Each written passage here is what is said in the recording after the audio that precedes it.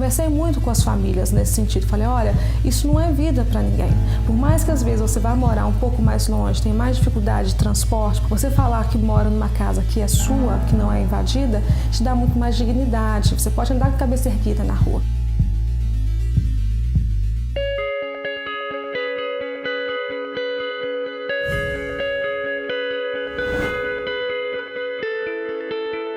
Minha casa nova, gente, olha aqui.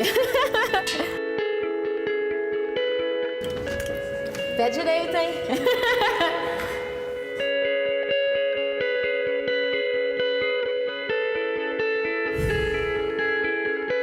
Eu fiquei mais nervosa pelo fato de ver meus 2 filhos acoitados no canto, as pessoas se aglomerando e eu argumentando, tentando entrar e não conseguia.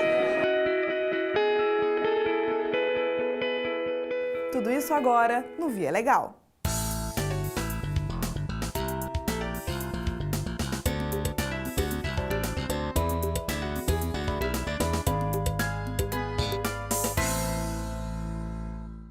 O impasse envolveu o destino de dezenas de famílias carentes e o direito de posse de um prédio valioso. A solução demorou quase 2 décadas e só foi possível porque havia gente disposta a conciliar. Viviane Rosa esteve em Belo Horizonte para mostrar o desfecho dessa história que começou com a invasão de um imóvel na área central da cidade.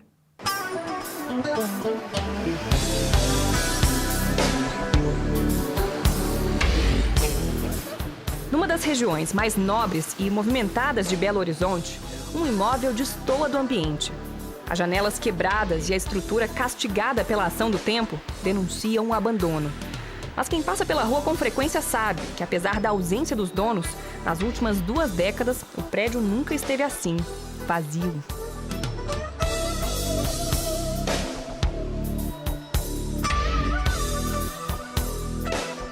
Até o fim de junho, cerca de 40 famílias viviam aqui. Elas invadiram o local e transformaram em moradias dezenas de cômodos, onde antes funcionavam os consultórios médicos e as salas de aula da extinta Fundação Navantino Alves, uma entidade que prestava serviços à comunidade. Quando faliu, o Instituto deixou mais de 100 pessoas desempregadas, que não tinham nenhuma perspectiva de receber os direitos trabalhistas. E foi uma das ex-funcionárias que alegava não ter dinheiro para se sustentar, a primeira a se mudar para o imóvel.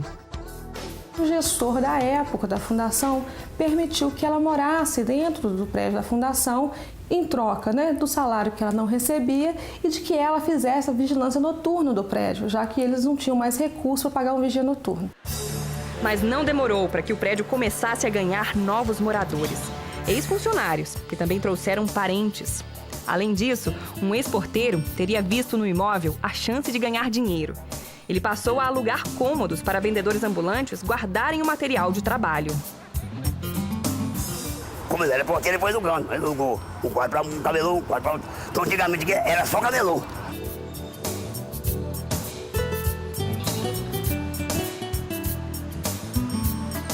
Teliana começou alugando um espaço, mas virou moradora. Ela conta que vendia lanche nas proximidades e pagava R$40 por mês para deixar o carrinho aqui. Como morava longe, passou a dormir um dia ou outro no prédio, até se mudar de vez. Questão mesmo de cansaço, terminar tarde, voltar cedo, E aí eu resolvi mudar. Ela e os 3 filhos viveram 13 anos nesse cômodo. E a história se repetiu com dezenas de ambulantes, que também trouxeram parentes e amigos. No fim da década de 1990, o imóvel já estava totalmente ocupado. 3 gerações da família de Adeilton viveram aqui. Ele veio morar com o pai e se casou com Alzenir, que trouxe as 2 filhas. Esse garotinho de 2 anos e 9 meses é filho dos 2. Morava no prédio desde que nasceu.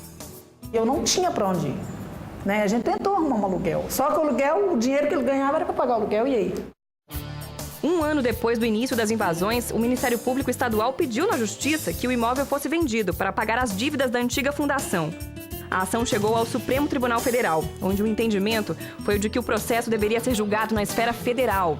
Isso porque um dos credores da entidade falida era a Caixa Econômica. Resultado, mais de 15 anos depois do início do impasse, o caso chegou às mãos dessa juíza, que além de tentar encontrar uma destinação para o imóvel, também se concentrou em resolver o problema social que existia ali dentro. Uma das primeiras providências foi ver de perto a situação das famílias. Percebi ali que a gente tinha uma estratificação como tem na sociedade brasileira. Então eu tinha pessoas miseráveis que viviam pior do que animais e tinham pessoas que conseguiam viver com muito mais dignidade, mas eu tinha casas de 100 metros quadrados e tinha outras que eram consideradas como casa, cubículos de 2 metros quadrados que vivia uma criança. O mais grave, no entanto, foi constatar que todos os moradores corriam risco. Para transformar o prédio, que era comercial, em um lugar habitável, quem viveu aqui fez muitas adaptações. A família que vivia nesse cômodo, por exemplo, tinha um lavabo privativo, um privilégio. Mas olha o que eles fizeram para ter um chuveiro aqui dentro. Improvisaram essa instalação precária entre o vaso sanitário e a pia. A água saía desse cano e a energia dessa fiação que fica totalmente exposta. Segundo este engenheiro, as ligações clandestinas poderiam causar um incêndio a qualquer momento. É mais do que uma goteira, né? Pelo o vão, né? Que já foi, o buraco já foi causado ali. São de infiltrações, de tubulações que possam estar totalmente estouradas, né? Porque o prédio já estava sem condições de manutenção mensal, né? Sem uma vistoria da engenharia. E a gente vê aqui que teve realmente muitas infiltrações que não amiga nenhum da parte elétrica, né? A tubulação tem que estar totalmente isolada. Nesta sala, onde os fios, além de expostos, também estão desencapados, vivia um casal com 2 crianças, de 3 e 5 anos. Aqui é o subsolo do prédio. É onde os camelôs costumavam guardar os produtos que vendiam lá fora. Então aqui tinha pipoca, pão de cachorro quente, bala. E como a gente pode ver, o lugar tem lixo por todo lado. E a informação que a gente teve é que o cenário não é muito diferente do que era quando eles ocupavam esse espaço. Outra informação que a gente teve é que uma senhora cozinhava aqui dentro. Ela fazia comida e vendia lá fora. E esse lugar é infestado de barata e rato. Quando começou a tirar a mudança, que começou a tirar as coisas, eu pus a mão ali e falei, Senhor Jesus, como é que eu vivi num lugar desse tanto tempo? Eu fiquei com vergonha. Os moradores começaram a deixar o prédio em junho, depois de aceitarem uma ajuda de custo para começar a vida em outro lugar. A juíza esclarece, essas pessoas não têm nenhum direito sobre o imóvel, só decidiu indenizá-las para não criar outro problema social. Conversei muito com as famílias nesse sentido. Falei, olha, isso não é vida para ninguém. Por mais que às vezes você vá morar um pouco mais longe, tem mais dificuldade de transporte, você falar que mora numa casa que é sua, que não é invadida, te dá muito mais dignidade. Você pode andar com a cabeça erguida na rua. As indenizações variaram de 3 a 30 mil reais. A família de Alzenir recebeu 20.700. Ela diz que usou o dinheiro para pagar dívidas, mas garante, pretende comprar uma casa em breve. Alguns moradores também estão recebendo aluguel social. Durante 17 anos, o Estado foi incapaz de dar uma resposta a essa controvérsia. Portanto, nós precisamos agora comemorar, porque foi através da via da conciliação que essa controvérsia teve solução.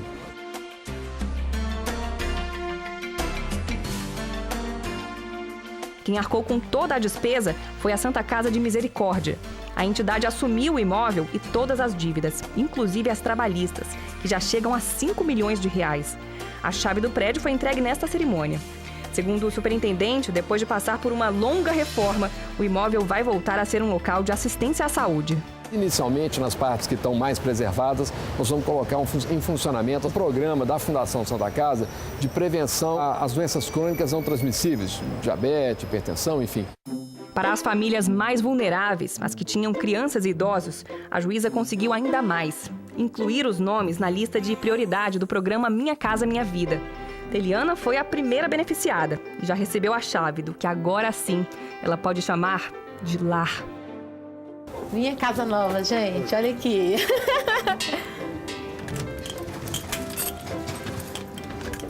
Pé direito, hein? Realizar o sonho meu e dos meus filhos. Era o sonho deles ter uma casa, um quarto, entendeu? Saber que é nosso.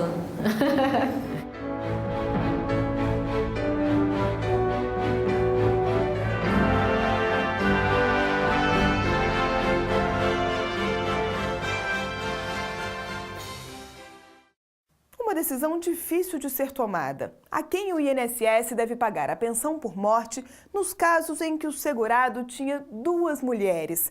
Não são raras as situações em que a avaliação do Instituto é questionada na Justiça. E olha que até mesmo nos tribunais as decisões costumam ser divergentes. Ainda hoje está sendo um choque. Cada vez que eu vou receber, eu vejo que é um choque. Esse sentimento acompanha Maria de Lourdes desde que ela recebeu esse aviso do INSS.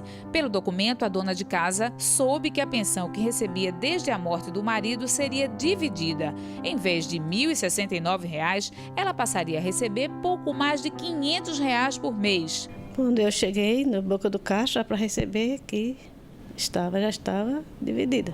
A indignação de Dona Maria só aumentou quando ela descobriu quem iria receber a outra metade do dinheiro. Uma segunda mulher de seu Antônio, que ela desconhecia.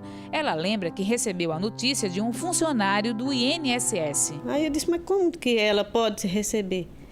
Se eu, quem sou a pessoa a esposa dele por muitos anos, em papel. Com que direito ela, qual foi o documento e qual foi o direito que ela tem de fazer isso? A divisão da pensão foi determinada de forma administrativa, ou seja, pela Previdência. Uma medida tomada em setembro de 2009, 5 meses depois da morte do segurado.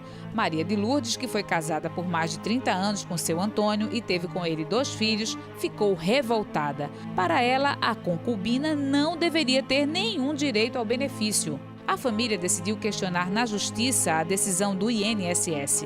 O caminho foi ajuizar uma ação com a ajuda da Defensoria Pública. A intenção era voltar a receber o valor integral da pensão. Estamos acompanhando desde o início, através do site, todo o acompanhamento do processo. Esse defensor público explica que, nesses casos, o mais comum é a decisão judicial seguir a posição do Supremo Tribunal Federal. Desde 2008, o STF tem determinado que o benefício seja concedido exclusivamente à esposa. Então, como a nossa assistida era a pessoa que era casada com o falecido marido, de acordo com esse entendimento, apenas ela faria jus ao benefício previdenciário. Mas no caso de Dona Maria de Lourdes, não foi o que aconteceu. A decisão não seguiu a tendência do STF.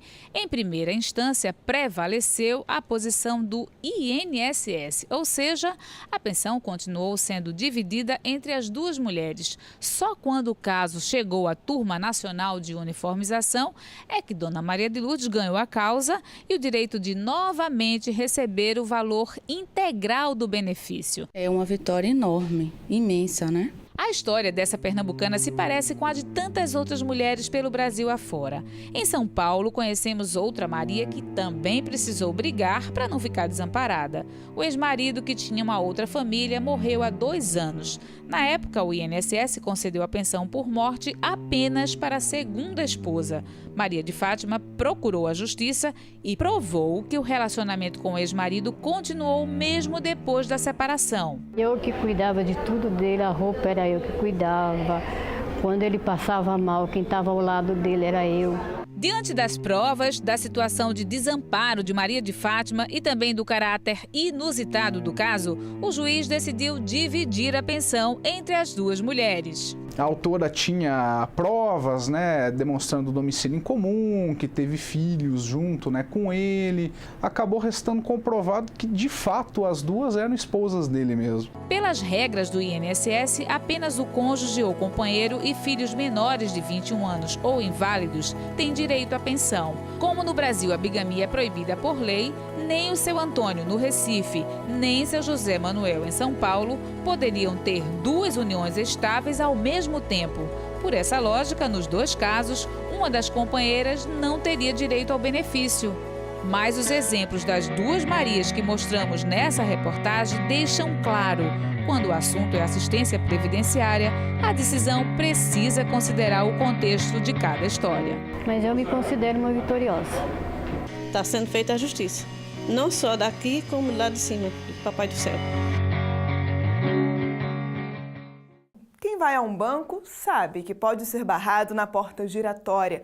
O que não dá para entender é por que uma situação tão previsível pode demorar tanto tempo para ser solucionada.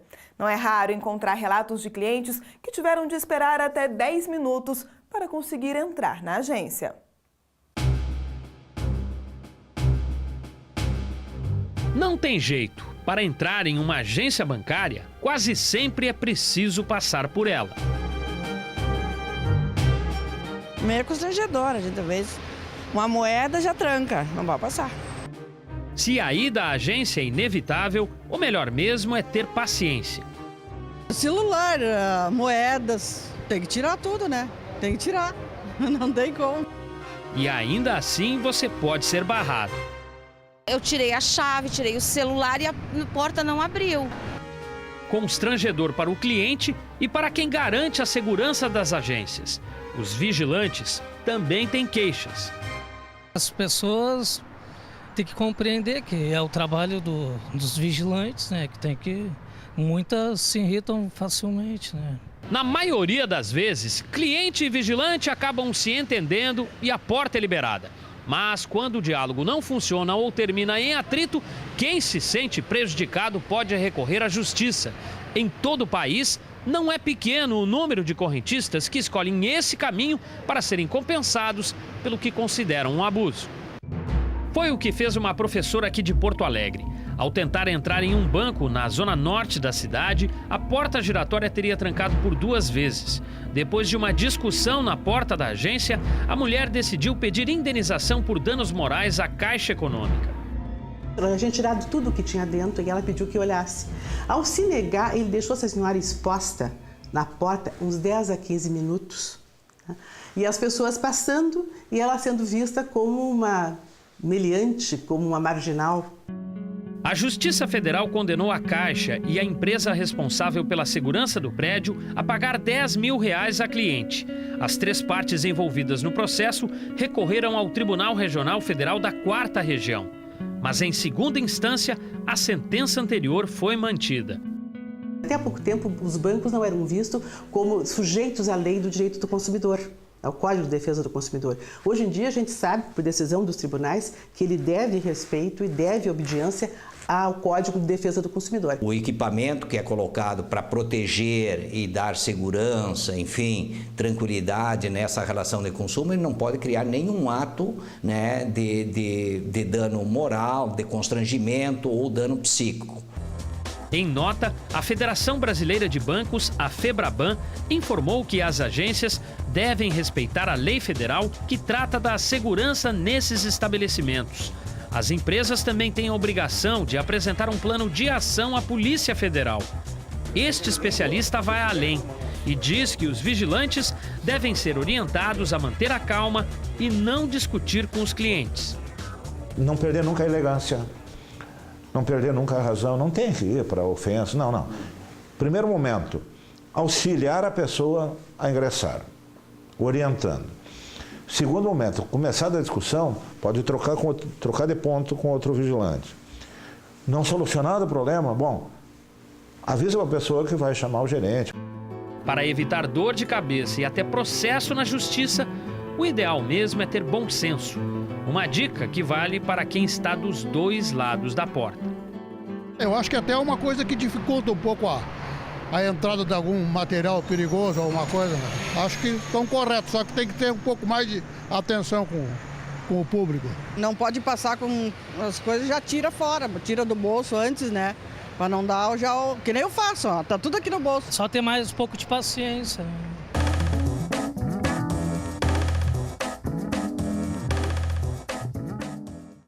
Os problemas com a porta giratória não são os únicos que colocam os bancos na mira da justiça. Não é à toa que cada vez mais gente tem procurado os tribunais para denunciar abusos e falhas no serviço. Em São Paulo, o volume de ações é tão grande que o jeito tem sido apostar na conciliação. Há 4 anos, seu José sofreu um desfalque na conta bancária. Ao conferir o extrato, o aposentado descobriu o sumiço de R$ 4.800. Ele diz que chegou a reclamar com a gerente, mas não adiantou. Em 2009 chegou um extrato, aí eu cheguei lá, fui na caixa, saber o que aconteceu. Aí não me deram satisfação para mim. Foi você mesmo que sacou o dinheiro. Eu falei, como assim? No caso de Pamela, o problema foi uma conta do cartão de crédito que ela pagou em uma casa lotérica. Por causa de um erro do funcionário, a fatura ficou em aberto. Resultado, além de pagar juros à operadora, a dona de casa teve o nome incluído no SPC. Eles cobraram 2 valores em uma mesma fatura de um cartão de crédito e, na verdade, eu tentei entrar em acordo com a casa lotérica. Um mês depois, quando eu percebi o total de juros que tinham visto, porque eles não tentaram entrar em contato comigo. E aí, depois de tentar em acordo com eles, eles não quiseram um acordo, queriam que eu pagasse os juros. Como Pamela e seu José, muitos correntistas têm motivos de sobra para denunciar o setor bancário. As instituições financeiras estão no topo da lista de reclamações do PROCON. As principais queixas são débitos não autorizados e a cobrança por serviços que não foram contratados. Muitos desses casos só são resolvidos quando chegam à justiça. Aqui em São Paulo, o volume de processos contra a Caixa Econômica é tão grande que eles já fazem parte das semanas de conciliação da Justiça Federal. Além de tentar recuperar o prejuízo financeiro, o cidadão também pode pedir uma indenização por danos morais. Com Elzi, o problema não foi dinheiro. O que deixou a dona de casa revoltada foi o tratamento que ela recebeu do banco. Há 1 ano, ela foi barrada na porta giratória de uma agência. Eu tentei passar a porta giratória várias vezes, por umas 12 vezes. Veio um funcionário, ele olhou, viu que eu não tinha nada, pediu que eu entrasse novamente. Eu tentei entrar, não consegui. Veio o gerente, tudo que eles solicitavam que eu fizesse, eu fazia para tentar entrar e não consegui. Diante de tanto constrangimento e humilhação, Elzi decidiu procurar a justiça. Eu fiquei mais nervosa pelo fato de ver meus 2 filhos acoitados no canto, as pessoas se aglomerando e eu argumentando, tentando entrar e não conseguia. Quando chamaram o gerente, o que ele falou? Não posso fazer nada. Esta juíza explica que o direito à reparação pelos danos morais e materiais está previsto tanto na Constituição como nos Códigos Civil e de Defesa do Consumidor. Você tem o direito a ter uma honra inabalada. Qualquer abalo a essa sua honra por atitude de terceiro, ela é indenizável. A Constituição Federal, ela protege o direito à honra, o direito à imagem e o Código Civil garante esse ressarcimento tanto pelos danos causados ao seu patrimônio, como esse dano causado à sua honra, à sua imagem. Mas, para ter direito à indenização, é preciso reunir provas. No caso de um saque indevido, por exemplo, o consumidor deve registrar um boletim de ocorrência na polícia, comunicar ao banco por escrito e solicitar a devolução do dinheiro. Depois de participar da conciliação, seu José e Pamela finalmente conseguiram resolver o problema. Para mim é uma felicidade. Eu fico muito feliz e eu acho que todo mundo tem que vir aqui. Aqui ou em qualquer lugar de justiça, tem que ir com cautela, procurar seus direitos para resolver. E hoje foi resolvido. Além de ser ressarcida dos juros que pagou ao cartão, Pamela também recebeu R$4.000 de indenização por danos morais. Na verdade, é quase uma questão de desabafo. Você fala tudo que você passou, todos os transtornos, e aí você tem alguém que te ouça e que pode te ajudar em alguma coisa. Na verdade, eu me sinto muito feliz por ter tido essa oportunidade.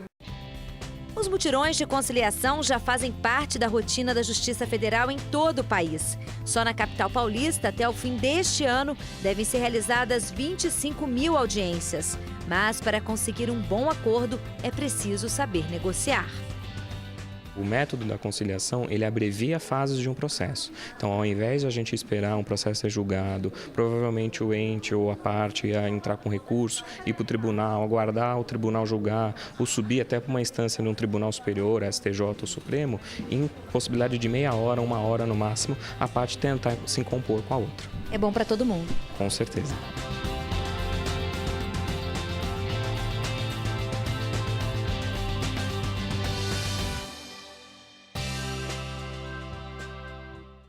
Um espaço que oferece à população a oportunidade de conhecer obras raras e de ter acesso a diferentes formas de arte.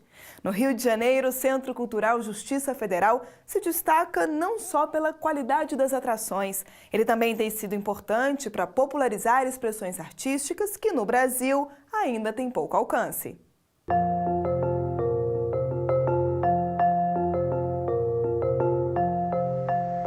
A paisagem urbana aqui virou arte. Cenas do dia a dia retratadas pelo olhar curioso de fotógrafos consagrados. E foi justamente no olhar das meninas do Rio que Ana Stewart buscou inspiração. Belezas ocultas do cotidiano que nem sempre é belo. Nessa exposição, Peter Lucas registra a dor de quem é vítima da violência nas grandes cidades.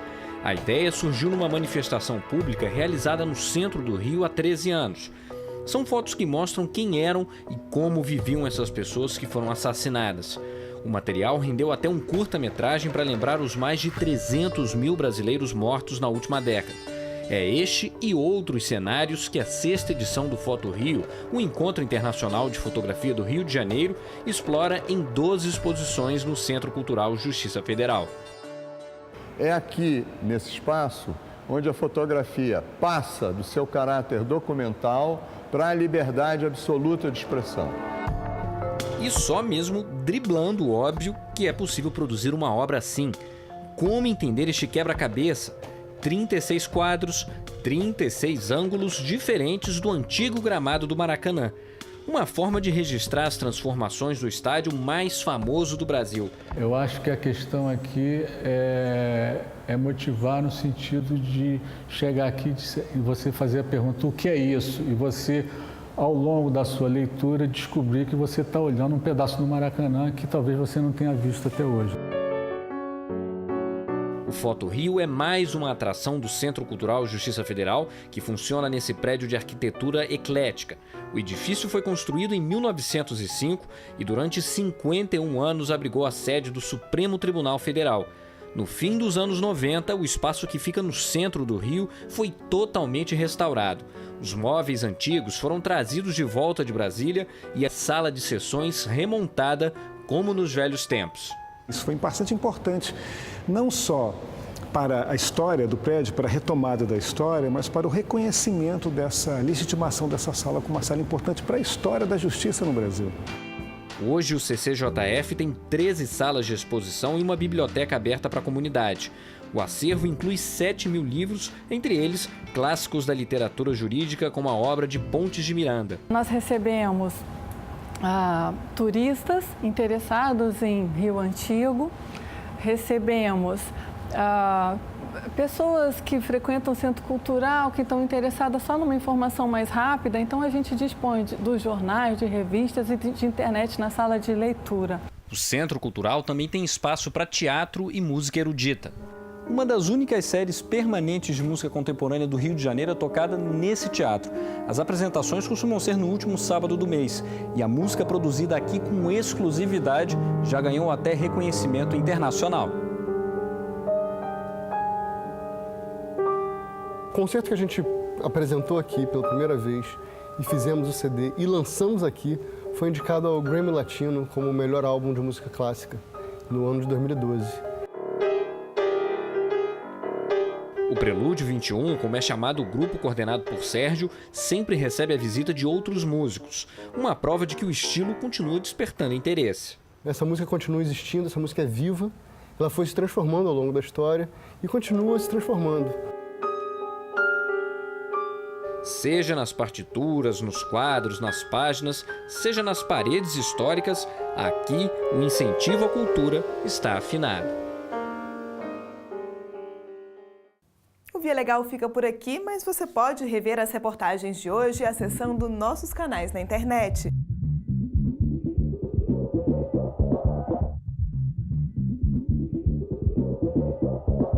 A gente volta na semana que vem com outras histórias que chegaram à Justiça Federal. Até lá!